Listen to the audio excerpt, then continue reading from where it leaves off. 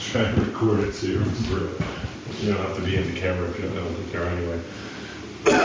So we're working on a technique. In this case, it's Tai Chi Chuan, but it certainly could be Kung Fu or Xing Yi Chuan or whatever kind of martial art we're doing.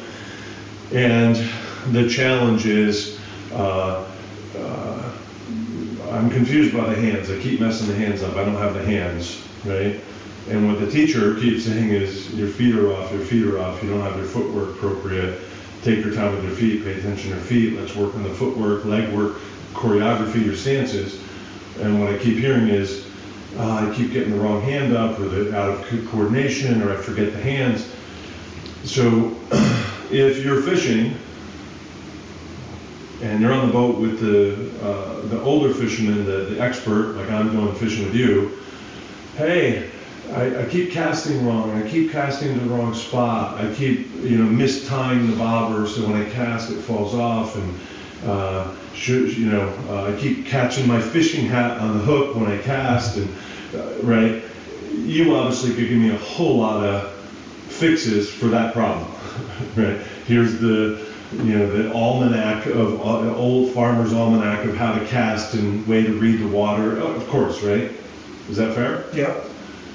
But in this story, you would not answer any of those questions. Your only reply to me would be, Steve, there's a hole in the boat.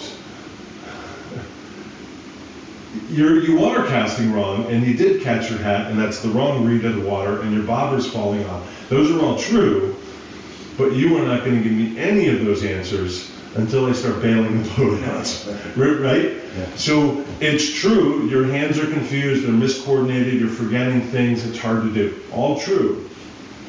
But the only thing that matters is the footwork, the stance, the basis, the thing that supports everything else. Now, in these practices, unless you can get your consciousness to be present with the practice, to apply the body to the body of knowledge, we won't bail the boat out. We won't build a solid foundation. It just can't be done, right? So, unless your consciousness accepts what I'm saying and say, all right, I don't have the hands. Also, I don't need the hands yet.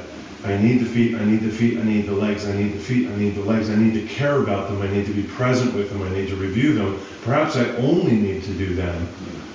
When we get to that point, hey, now that we're enjoying this beautiful day and the fish are biting and the boat's floating, I have a bunch of questions about my cast and the bobber, and delight me, regale me, fill me in. Like, obviously there's a lifetime of experience about fishing beyond the boat and its sinkability or non-sinkability. Fair?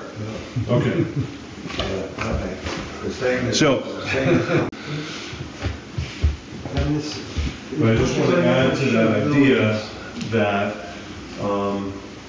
if you have a standing practice or seated, for example, like a still non-locomotive practice, no stance changes or shifting or no stepping, you can just practice the upper body stuff, the gestures, right? The drudus, the upper body jing expressions and so forth. And you could do that with some shifting or some pivoting or some stepping. But the point is that if the boat is in dry dock being repaired, while it's being repaired, we can go over here and practice the casting or show you how to tie a fly, or like, you can do those things when this is not a concern. I don't have to coordinate the footwork here. I'm doing the seated practice, right? Or I'm in a stance and nothing's going to change, and while I want to monitor it for no leaks, it's not in a leaking sort of situation, so I can practice whatever that upper body stuff was. So just to kind of add to that idea. All right.